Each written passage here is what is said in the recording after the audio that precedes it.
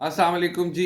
ईद के लम्हात आपके बहुत अच्छे गुज़रे होंगे। मैं उम्मीद करता हूँ इम्तहानात के अंदर बहुत कम दिन रह गए, तकरीबन 40 दिन रह गए हैं और आपको वार फुटिंग्स पे तैयारी करनी है। आज की वीडियो में हम रूल्स ऑफ बिज़नेस को समझने की कोशिश करेंगे, पढ़ने की कोशिश करेंगे। मेन रूल्स को मैं तशरीह करने की कोशिश करूँगा। तो आप के लिए वीडियो कारआमद साबित हो सकती है। देखें जी, जो सोप है सेक्शन ऑफिसर प्रमोशनल एग्जामिनेशन के सिलेबस में इसका जो पार्ट है वो 20 मार्क्स का है। अब क्योंकि हमारे पास टाइम कम रह गया तो आपने इसे 6 से 7 घंटे से ज़्यादा नहीं देने, क्योंकि ये इसका स्कोर ही कम है, इसका पार्ट ही कम है और चॉइस पे भी आ सकता है, लेकिन आपने इसे मिस नहीं करना, एक दफ़ा ज़रूर पढ़ना है। अगर आप 2 दिनों के अंदर इसे कंप्लीट करना चाहें तो बहुत अच्छी बात है, नहीं तो आधे-आधे घंटे 15-15 मिनट डेली भी कर सकते हैं। अभी आपने डिसिप्लिन और कंसिस्टेंसी के साथ तैयारी करनी है। आप इसको कंप्लीट करके 6 से 7 घंटे पे साइड पे भी रख सकते हैं और डेली बुनियाद पे इसकी रिवीजन भी कर सकते हैं। रूल्स ऑफ बिजनेस एफपीएससी के दीगर इम्तहानों में भी इसके हवाले से सवाल आता है और ये बड़ा इंपॉर्टेंट है। अगर आप इम्तहान पास करते हो, अगर नहीं करते तब भी आप सर्विस में हो तो सारी उम्र आपको इससे वास्ता पड़ता रहता है। रूल्स ऑफ बिजनेस को यूँ समझ लीजिए कि हम मुहावरतन कहते हैं कि ये मिनिस्ट्रीज की वर्किंग के अंदर बाइबल की हैसियत रखती है। रूल्स ऑफ बिजनेस 1973 के कॉन्स्टिट्यूशन से पैदा होते हैं, जन्म लेते हैं, लेकिन 1962 में भी हैं और 1956 के कॉन्स्टिट्यूशन भी में भी हैं और बिफोर पार्टीशन में भी हैं। तो इसका मतलब ये हुआ कि इसका राइटर अंग्रेज़ था, यानी अंग्रेज़ साम्राज्यत थी।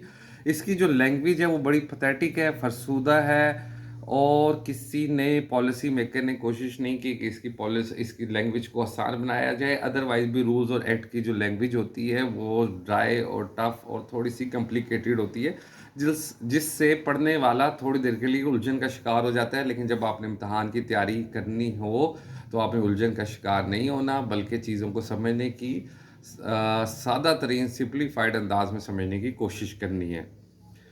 रूल्स ऑफ बिजनेस की पूरी वीडियो देखिएगा। लास्ट में मैं आपको इसके क्वेश्चन अटेम्प्ट करने का भी तरीका बताऊंगा और मुझे उम्मीद है कि आपके लिए ये वीडियो कारआमद साबित होगी। Rules of business 73।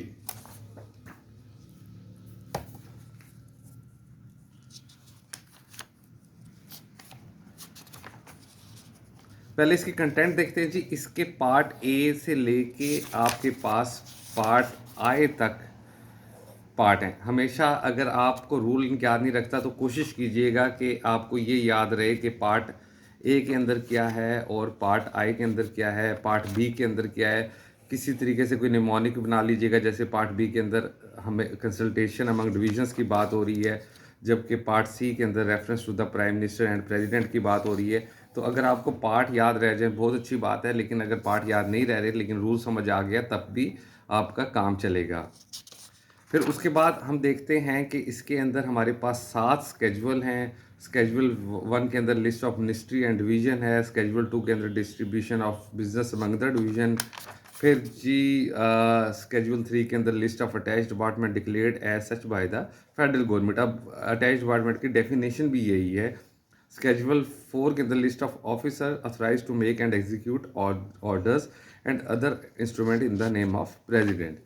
Schedule 5A, list of cases to be submitted to the Prime Minister for his orders. Schedule 5B, list of cases requiring orders of the President on the advice of the Prime Minister. Schedule 6, list of cases to be submitted to the President for his order in his discretion. Discretion किसे कहते हैं? इस्तकाक को, जो किसी बड़ी शख्सियत का lawful seat के लिए पे राइट होता है। Schedule 7, cases and papers to be submitted to the president for information. अब जी इस बात को ज़रा समझने की कोशिश कीजिएगा कि ये 1973 जो है, कोई भी रूल या एक्ट होता है वो कहीं ना कहीं से जन्म लेता है, उसके पीछे कोई ना कोई अथॉरिटी होती है। तो रूल्स ऑफ बिजनेस कहाँ से लेते हैं? In exercises of the powers conferred. Conferred कहते हैं अता करना। कोई अवार्ड अगर आपको किसी खिदमत के हवाले से मिलता है तो आप उसे कहते हो conferred. By article 90 and 99 of the constitution of the Islamic Republic of Pakistan and federal government is pleased to make the following rules. Federal government को ये रूल्स बनाने की अथॉरिटी कौन से आर्टिकल दे रहे हैं? आर्टिकल 90 और 99 of the constitution of Pakistan दे रहे हैं। आर्टिकल 90 और 99 ऑफ द पाकिस्तान क्या चीज़ है? आर्टिकल 90 देखते हैं जी। ये कॉन्स्टिट्यूशन का आर्टिकल 90 है। Subject to the constitution the executive authority of the federation shall be exercised in the name of president by the federal government. जो भी अथॉरिटी होगी, जो भी एक्सरसाइज होगी, वो प्रेसिडेंट के नाम पे होगी। जैसे हम एक सेंक्शन हमारे मिनिस्ट्रीज के अंदर हुआ करती है, तो हम क्या कहते हैं, in the name of president. और फेडरल गवर्नमेंट की डेफिनेशन क्या है जी, consisting of the prime minister and the federal minister. ये आपकी फेडरल गवर्नमेंट की डेफिनेशन है। We shall act through the prime minister, जो प्राइम मिनिस्टर के जरिए एक्ट करेगी। Who shall the chief executive of the federation. In the performance of his function under the Constitution, the Prime Minister may act directly or through the Federal Minister. ये article 90 और 99 है। कभी ये question नहीं आया, लेकिन ये आ सकता है कि आर्टिकल 90 और 99 कैसे आपको अथराइज करते हैं। अब हमने यहाँ पे आर्टिकल 90 पढ़ लिया, अब हम देखते हैं आर्टिकल 99 क्या कहता है।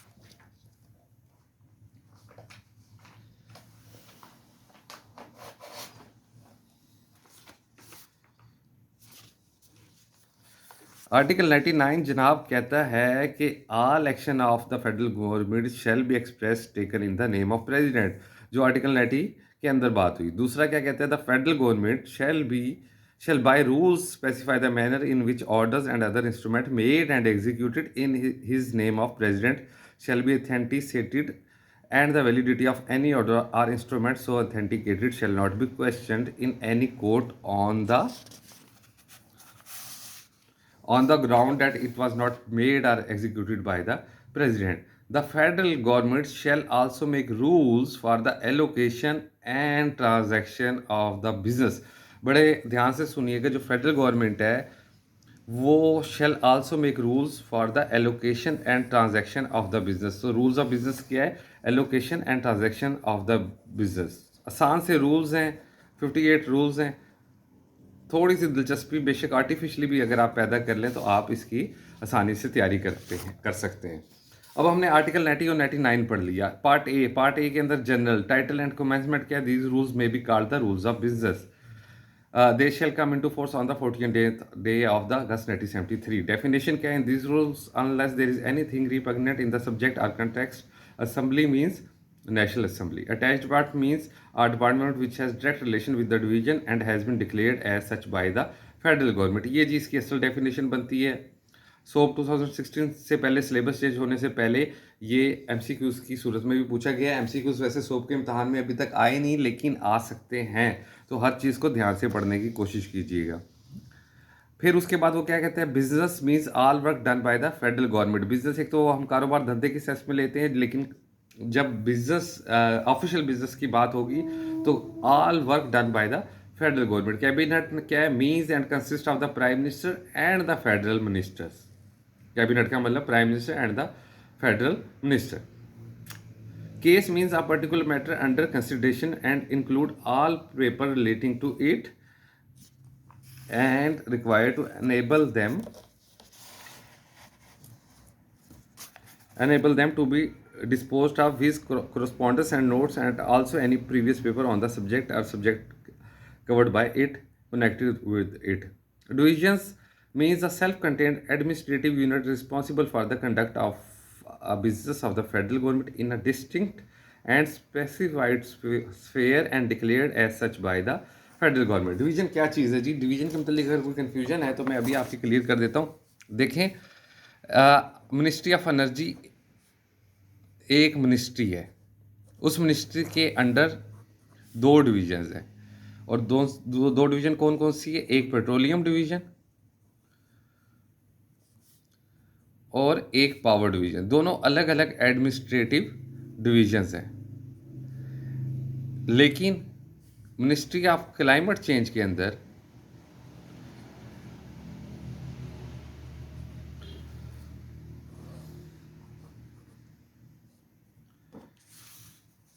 एक ही आपकी डिवीजन है, यानी climate change division.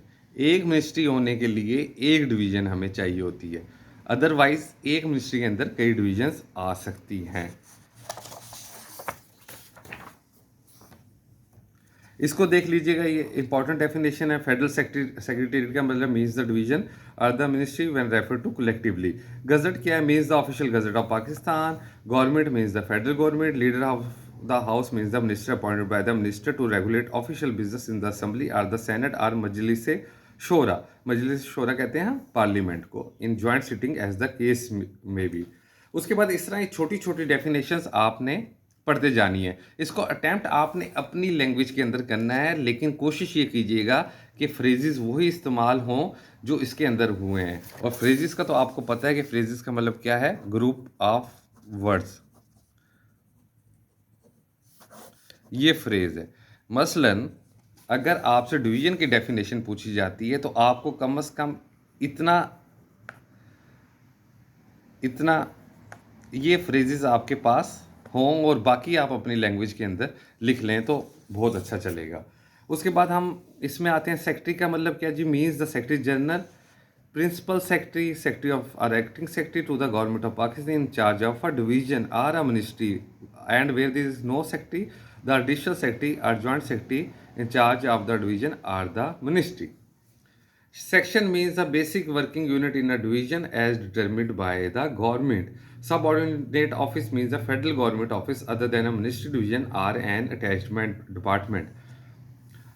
Section means the basic working unit जिसके आप सेक्शन ऑफिसर बनोगे। सबऑर्डिनेट ऑफिस जो एक फेडरल गवर्नमेंट ऑफिस है जो मिनिस्ट्री डिवीजन के अलावा अटैच डिपार्टमेंट के अलावा काम करता है, जैसे एस्टेब्लिशमेंट डिवीजन के अंदर स्टाफ वेलफेयर ऑर्गेनाइजेशन है। All words and expression used in these rules but not defined have the same meaning as in the Constitution of Islamic Republic of Pakistan. अच्छा, उसके बाद आता है तीसरा रूल, बड़ा इंपॉर्टेंट रूल है, allocation of business. Allocation, the federal secretariat shall comprise the minister and division shown in Schedule 1. The Prime Minister may, whenever necessary, constitute a new ministry consisting of one or more division. The business of government shall be distributed among the division in the name manner indicated in Schedule 2. देखें, मैं आपको एक cabinet का, इसके custodian इस किताब का कौन है जी? Cabinet division. उसका एक ओएम दिखाता हूँ। ओएम है 26 दिसंबर 2019 का। सब्जेक्ट है executive department of religious affairs and interfaith harmony division. Memorandum है जी, ये फॉर्म्स ऑफ कोरस्पॉन्डेंस है। मैं भी कोशिश करूँगा वीडियो बना दूँ, ना बना सका तो आपने ये यूओ क्या होता है, ओएम क्या होता है, मेमोरेंडम क्या होता है, तो इसको कर लेना है। In continuation of the Cabinet Division Memorandum of even number dated 23rd December 2019 on the subject noted above, the federal government has been pleased to approve Hajj and Umrah Directorate as an executive department of the Religious Affairs and Interfaith Harmony Division. The executive department will be shown in the Schedule 3 of the Rules of Business to be created with the approval of federal cabinet. यानी rules of business schedule 3 के अंदर तब्दीली लेके आई जा रही है, और तब्दीली किसके इशू से आ रही है, किससे अप्रूवल हो रही है, कंकरेंस हो रही है? फेडरल गवर्नमेंट से। ठीक हो गया जनाब। अच्छा जी, उसके बाद आ जाता है organisation of division. Organisation of division के अंदर पहला जो सब रूल है, each division shall consist of a secretary to government. दूसरा है the secretary shall be the official head of the division. इसके नोट्स कोशिश कीजिए खुद बनाइएगा। फिर लास्ट में लिखा हुआ है कि जी provided that a unit which does not conform to section may be organise otherwise than a section on a permanent basis in consultation with the establishment division. आप किसी मिनिस्ट्री के अंदर हमें कोई मखसूस काम करने के लिए कोई विंग, कोई एक डिपार्टमेंट बनाते हैं, लेकिन वो सेक्शन के उस पर पूरा नहीं उतरता तो हम एस्टेब्लिशमेंट डिवीजन से डिस्कस करके वो बना सकते हैं। कोई सेल टाइप चीज़, कोई ऐसी जैसे पावर डिवीजन के अंदर एक कॉल सेंटर बना हुआ है, इस तरह की कोई चीज़ हम को इख्तियार कर सकता है, सेक्रेटरी करा सकता है, लेकिन उसको कंसल्टेशन की ज़रूरत होगी इस्टेब्लिशमेंट डिवीजन से।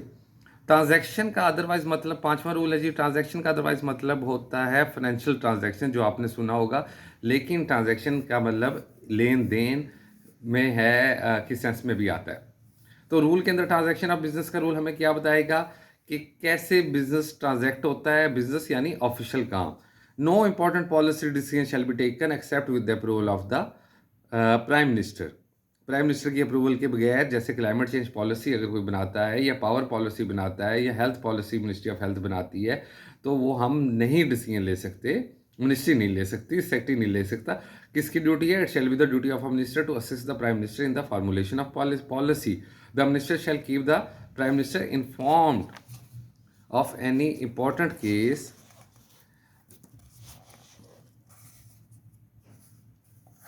डिस्बोस्ट of him without reference to the prime minister. हज पॉलिसी के अंदर कोई थोड़ी सी तब्दीली लानी है, इंपॉर्टेंट है, तो वो ला सकता है, लेकिन प्राइम मिनिस्टर को रेफरेंस भेजे बगैर no decision of the policy taken by the prime minister shall be varied, reversed or influence without consulting him. तीनों लफ्ज़ों का एक मतलब है, वेरिड का मतलब रिजर्व, रिवर्स का मतलब, आर इन्फ्लुएंस्ड का मतलब। फिर उसके बाद no officer other than secretary, additional secretary or joint secretary shall take the initiative in approaching a minister in connection with the official business. If an additional secretary or joint secretary holds an oral discussion with his minister, he shall communicate the points made during discussion to the secretary at the first possible opportunity. आपकी ministry के अंदर एक minister आता है और minister को आपका joint secretary, additional secretary मिल तो सकते हैं, लेकिन मिलने के बाद वो सबसे पहले सेक्रेटरी को बताएंगे कि हमारी डिस्कशन क्या हुई। जो हेड ऑफ अटैच डिपार्टमेंट है वो मिनिस्टर को देख सकता है, लेकिन सेक्रेटरी डिवीजन को पहले वो बताएगा कि जी वो क्यों मिलना चाह रहा है, प्रपोज्ड इंटरव्यू क्या है। The business of division shall ordinarily be disposed of by or under the authority of minister in charge. The secretary shall assist the minister in charge of the formulation of the policy duly executive of the section policy। एक policy पहले बन चुकी है, अब उसको sanction हो चुकी है यानी अप्रूव हो चुकी है, अब उसको आपने इम्प्लीमेंट की स्टेज पे जाना है। Submit all proposal for legislation to the cabinet with the approval of the minister. कोई प्रपोजल चला है, कोई शरीयत का प्रपोजल या रूल का प्रपोजल चलता है मिनिस्ट्री ऑफ रिलीजियस अफेयर से, वो मिनिस्टर को देते हैं, मिनिस्टर कैबिनेट में भेजता है और कैबिनेट उसे अप्रूव करती है या डिसअप्रूव करती है। Keep the minister in charge generally informed of the working of the division. Be the principal accounting officer office division. जो एक सेक्रेटरी होता है वो principal accounting federal secretary officer भी होता है, और फिर वो इस तरह अपनी पावर्स को डेलीगेट भी करता है, लेकिन पावर्स उसके पास ही होती हैं, और वो पावर्स उसकी जो पावर्स हैं वो हम आगे जाके प्रिंसिपल अकाउंटिंग ऑफिसर की पावर्स में देखेंगे। फिर इसी तरह जी FG रूल्स आपने पढ़ने हैं, और फिर 10 रूल ये कह रहा है when the secretary submit a case to the ministry the latter में, लेटर कहते हैं बाद वाला, लेटर फॉर्मर पहले वाला, में एक्सेप्ट द प्रपोजल और views of the secretary or may overrule. Secretary ने केस दिया मिनिस्टर को, मिनिस्टर द लेटर यानी यहाँ पे पुराने वाले फिक्रे में accept the proposal or views of the secretary or may overrule him, या वो इसे ओवर रूल कर सकता है। The secretary will normally defer to the decision of the minister and implement it. In a case, however, the secretary feels that the decision of the minister is manifestly मतलब होता है open wrong and will cause gross injustice or undue hardship, he may state his reasons and resubmit the case to the minister if the minister still adheres कहते हैं चिपके रहने को, to his earliest decision and the matter is important enough, the secretary shall request the minister to refer the case to the prime minister and the minister shall so refer the case for orders of the prime minister. If the case is not referred to the prime minister, the secretary shall submit it directly to the prime minister with observation of the minister in charge. Rule number 10 बड़ा important rule है। Rule 10 सब rule 10, और सब rule 10 ये आपका साहिबो बनता है transaction of business का, यानी 5 का 10, उर्दू में ज़्यादा आसानी से तैयार हो जाते हैं। 5 का 10 ये रूल 5 का 10 बताता है, बड़ा इंपॉर्टेंट रूल है कि सेक्रेटरी और मिनिस्टर के दरमियान कोई डिफरेंस ऑफ ओपिनियन आ जाता है तो आपने उसको कैसे हल करना है। आपको एग्जांपल देता हूँ। सपोज एक केस है जी, आप एक केस मिनिस्ट्री ऑफ एक फर्ज करते हैं क्लाइमेट चेंज, कोई प्रपोजल बना के भेजता है सेक्रेटरी समरी की फॉर्म में, और जो मिनिस्टर है वो उससे डिफ़र करता है। प्रपोजल होता है कि जी हमने फ़लानी जगह पे प्लांटेशन करनी है, एक मिसाल सादी सी दे रहा हूँ, अब वो मिनिस्टर के पास जाती है, मिनिस्टर डिफर करता है। मिनिस्टर डिफर जब करता है तो मिनिस्टर उसे कहता है कि ऐसे नहीं करना, हमने हमने दरख्त नहीं लगाने। और decision of the minister is manifestly manifestly एक गलत लग रहा है, और लग रहा है कि जी इनजस्टिस हो रहा है, इससे हार्डशिप होगी और इससे बात ठीक नहीं होगी। और मिनिस्टर को वो रीसबमिट करता है, सेक्रेटरी समझाने की कोशिश करता है, लेकिन मिनिस्टर साहब कहते हैं कि नहीं जी मेरी बात ठीक है। तो उस सूरत में क्या होगा? उस सूरत में ये होगा, the secretary shall request the minister to refer the case to the prime minister and minister shall also refer the case for the order of the prime minister. फैसला प्राइम मिनिस्टर के पास चला जाएगा और वो फैसला करेगा कि आपको इसका क्या डिसीजन लेना चाहिए। जो प्राइम मिनिस्टर का डिसीजन होगा और उसकी कैबिनेट का, वो फाइनल होगा। रूल नंबर जी 5 का 11 बड़ा इंपॉर्टेंट है। 5 का 11 कहते हैं जी, verbal orders given by a functionary of the government should be as a matter of routine be reduce to writing and submitted to the issuing authority. If time permits, the confirmation shall invariably taken before initiating action. However, in an exigency कहते हैं emergency को, where action is required to be taken immediately, or it is not possible to obtain written confirmation of the orders before initiating action, the functionary to whom the verbal orders are given shall take the action required and at the first available opportunity obtain the requisite confirmation while submitted.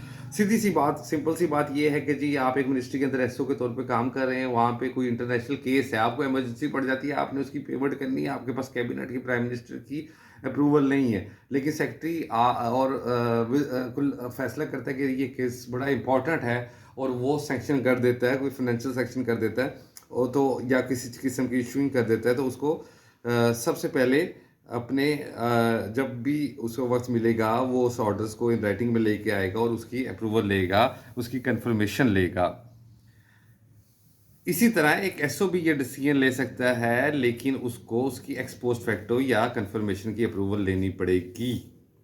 अच्छा जी, अगर हमारा इन rules के अंदर किसी किस्म की interpretation में कोई प्रॉब्लम आ जाता है तो फिर हमें क्या करना है? इफ़ एनी डाउट और dispute arises as to the interpretation of this rules or the division to which a case properly pertains, the case shall be referred to the cabinet division whose decision shall be final. The cabinet division shall obtain the orders of the prime minister where necessary. Important है जी, आप एक SO के तौर पे काम कर रहे हैं, आपका कोई रूल है, रूल्स ऑफ बिजनेस है, और रूल्स ऑफ बिजनेस को आप डिफरेंटली इंटरप्रेट कर रहे हो, आपका डिप्टी सेक्रेटरी डिफरेंटली कर रहा है या सेक्रेटरी डिफरेंटली कर रहा है, तो आप उसको मज़ीद क्लैरिफिकेशन के लिए भेज सकते हैं हजूर वाला कैबिनेट डिवीज़न में। कैबिनेट डिवीज़न कस्टोडियन है और कैबिनेट डिवीज़न इस रूल्स के अंदर तब्दीली का ऑर्डर भी कैबिनेट डिवीज़न करता है, और किसके कंकरस से करता है? फेडरल कैबिनेट की कंकरस से करता है। आगे चलते हैं जी, इसको देख लीजिएगा, orders and instrument agreement contracts. फिर जी उसके बाद आ जाता है कंसल्टेशन अमंग डिवीज़न। जो पार्ट बी है वो कंसल्टेशन अमंग डिवीज़न है।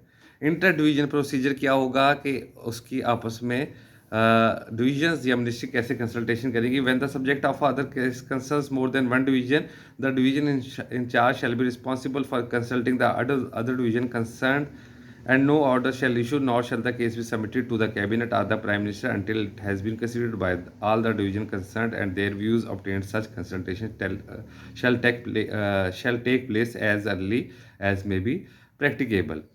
देखो यार, बात सिंपल सी और क्लियर सी बात है। सादे लफ्ज़ों में आपको ये बताता हूँ, आप एक मिनिस्ट्री एंड डिवीज़न के अंदर काम कर रहे हैं। मिसाल के तौर पे आप काम कर रहे हो मिनिस्ट्री ऑफ हेल्थ में। अब मिनिस्ट्री ऑफ हेल्थ के अंदर आप एक किसी किस्म का कोई हेल्थ इंस्टीट्यूट बनाते हो या कोई डिसीजन लेते हो। अब उसमें फाइनेंस भी इन्वॉल्व है, उसमें दीगर इदारे भी इन्वॉल्व हैं, तो आप फाइनेंस से कंसल्टेशन करोगे। अब उस इदारे के अंदर आपने एक हायरार्की बनानी है, आपने लोग रखने हैं, तो आप उसकी समरी जब भेजोगे तो आपको उस समरी से पहले कंसल्टेशन करनी पड़ेगी इस्टेब्लिशमेंट डिवीज़न की। Climate change electric vehicle policy बना रही है तो उसको कंसल्टेशन किससे करनी पड़ेगी?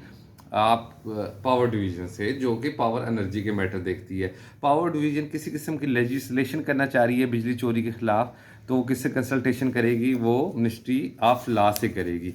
यानी ये सब एक दूसरे से कंसल्टेशन करेंगे तो केस जाएगा। इसको मोटा मोटा देख लीजिएगा, पॉइंट निकाल लीजिएगा, तो आपके लिए ये आसानी रहेगी। जो रूल 9 है वो सेक्रेटरीज कमेटी इंपॉर्टेंट रूल है। 2016 के पेपर के अंदर इससे एक क्वेश्चन भी आया था। There shall be a secretaries committee to discuss matters refer to it by a division of minister or the prime minister in which the experience and collective wisdom of the senior officers could be consulted to the benefit of the subject under consideration.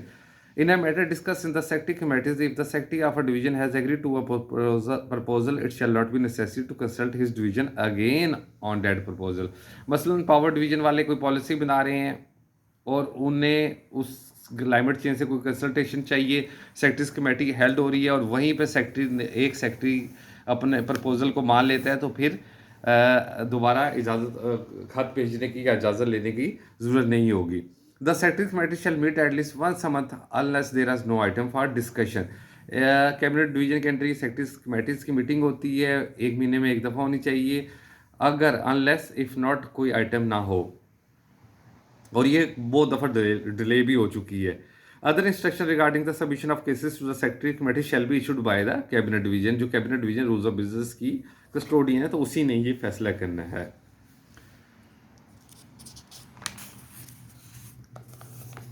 अब अगर secretaries committee का sir आपके पास question आता है, तो अगर आप ये सेक्रेटरीज कमेटी के जो पार्ट हैं वो हमारे पास हैं जी,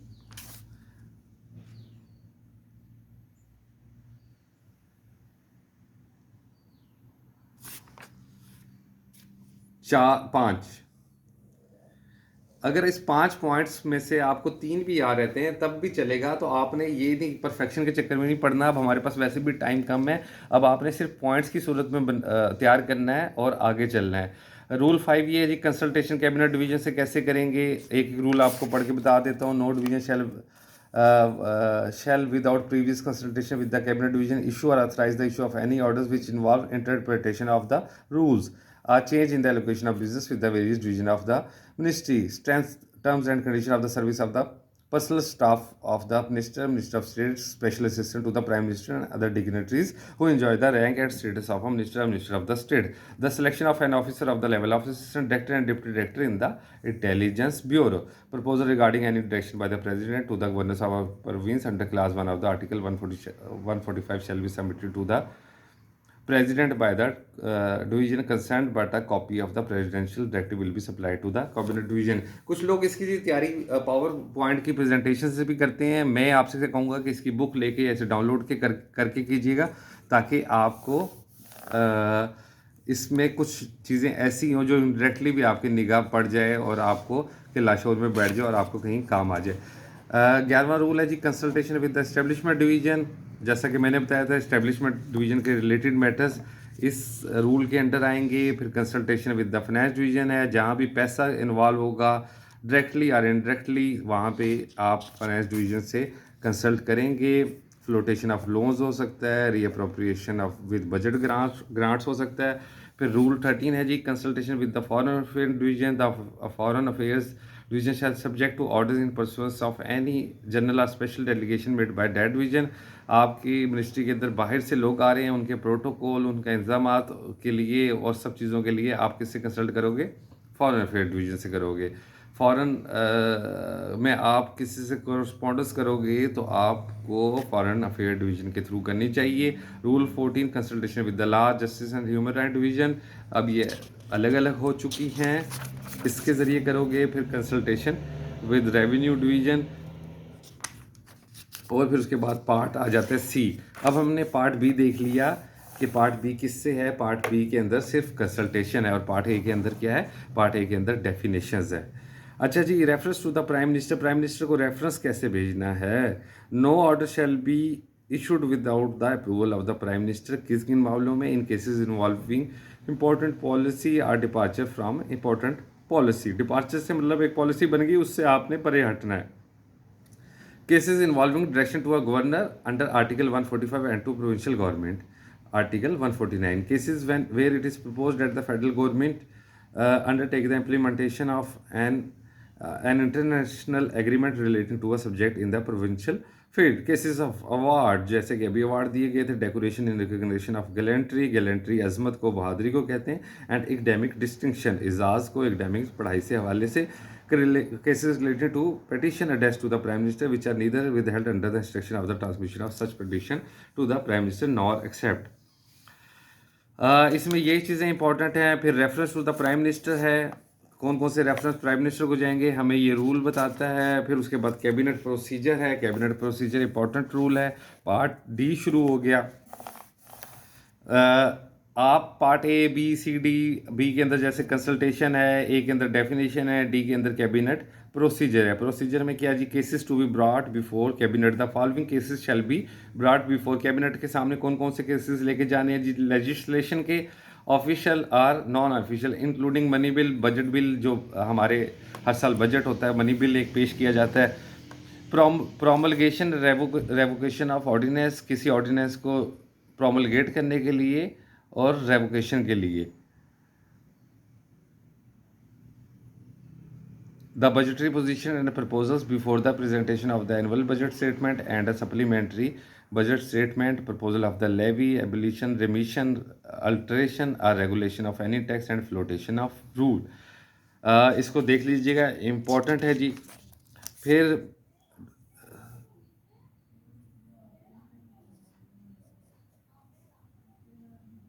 रूल 17 बात करता है जी method of disposal of cabinet cases.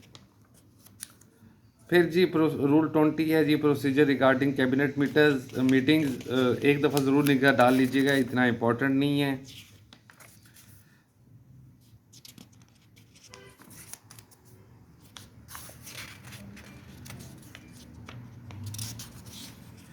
Non official bills, the division concerned shall be responsible for assessing the administrative implication of the proposed legislation and for consulting the other division concerned including the finance division where necessary।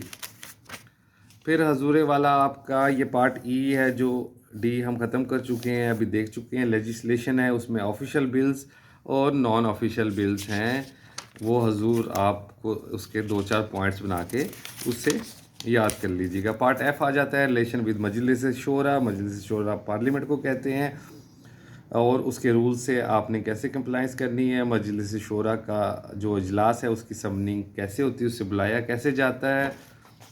बहुत ज़्यादा इस पे तवज्जो देने की ज़रूरत नहीं, बस एक दफ़ा आप देख लेना। ये भी वैसे एक इनमें से भी एक क्वेश्चन आया हुआ है।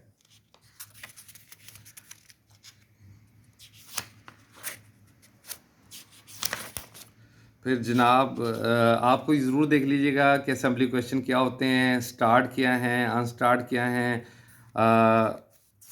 मोशंस का क्या मतलब है, ऑफिशियल मोशंस किस तरह काम करते हैं, assent to bills, assent ASSENT assent कहते हैं मंजूरी को, कैसे उसकी अप्रूवल्स होती है।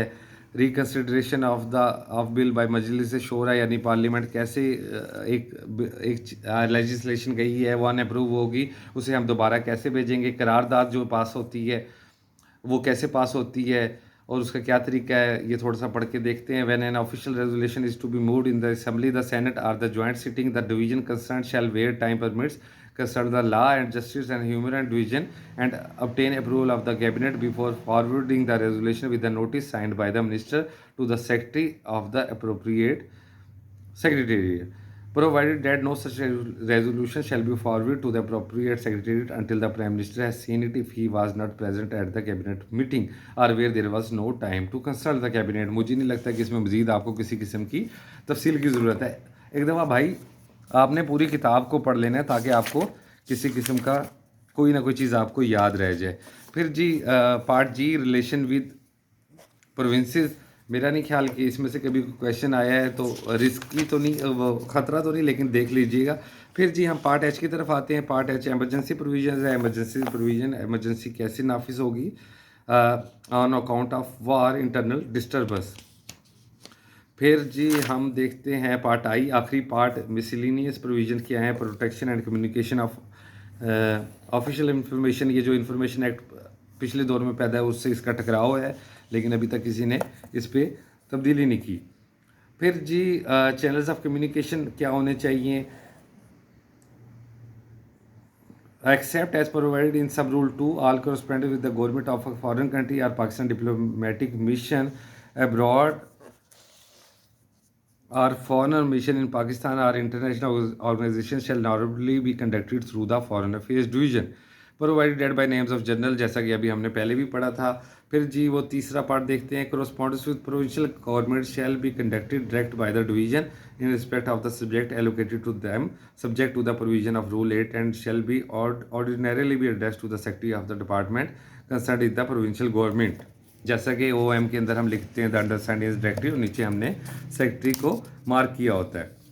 फिर जी रूल 57 क्या कहता है कि the prime minister may permit where he considers it necessary relaxation of the provision of these rules in individual cases. इसकी रिलैक्सेशन कौन करेगा? प्राइम मिनिस्टर के पास ये अथॉरिटी है कि वो कोई भी रूल इसको रिलैक्स कर सकता है किसी भी मिनिस्ट्री के लिए। रिपील क्या है? द रूल्स ऑफ बिजनेस 1962 जो 1962 के अंडर बने हुए थे वो यहाँ पे रिपील किए जा रहे हैं। स्केजुअल्स हैं, कौन कौन सी मिनिस्ट्री स्केजुअल ए में आती है, लिस्ट ऑफ मिनिस्ट्रीज है, फिर उसके बाद आपका distribution of business among the division है, फिर आपका स्केजुअल 3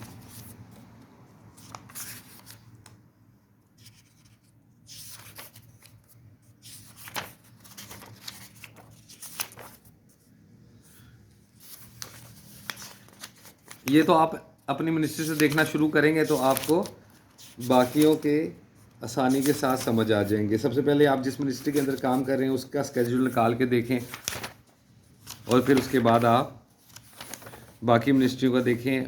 बहुत ज़्यादा जैसा कि मैंने पहले कहा था कि इसको सर पे सवार करने की ज़रूरत नहीं है, इसमें से ज़्यादा से ज़्यादा 20 नंबर का क्वेश्चन आना है और आपको वो क्वेश्चन करना है।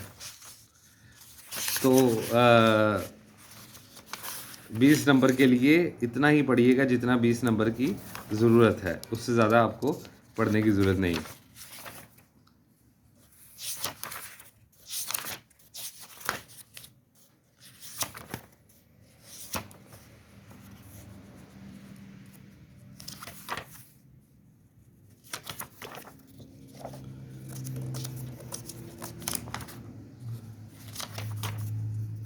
List of attach department of declared as by the federal government, ये स्केड्यूल 3 है।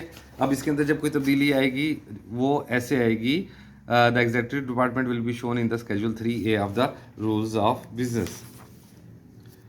अपना ढेर सारा ख्याल रखिएगा जी और खूब तैयारी कीजिएगा। अभी भी आपके पास वक्त है, वार फुटिंग्स पे आप ये तैयारी कर सकते हैं। स्केड्यूल 4 है, इसमें list of officer authorise to make and execute orders and other instrument in the name of president. ये शुरू होता है स्पेशल सेक्रेटरी से, स्पेशल सेक्रेटरी से, एक्टिंग सेक्रेटरी से, एडिशनल सेक्रेटरी से, जॉइंट सेक्रेटरी से, deputy secretary to the government of Pakistan to the cabinet. A section officer or an officer who is granted one of these ranks, ex officer और officer on special duty authorise by the division. अपना ढेर सारा ख्याल रखिएगा, फिर मिलेंगे। आप जब तक पेपर है मेरी कोशिश होगी आपसे राब्ते में रहूं और वक्तन फ़वक्तन आपके लिए ऐसी वीडियोज़ बनाता रहूं जो आपको मदद करें। अल्लाह हाफिज़।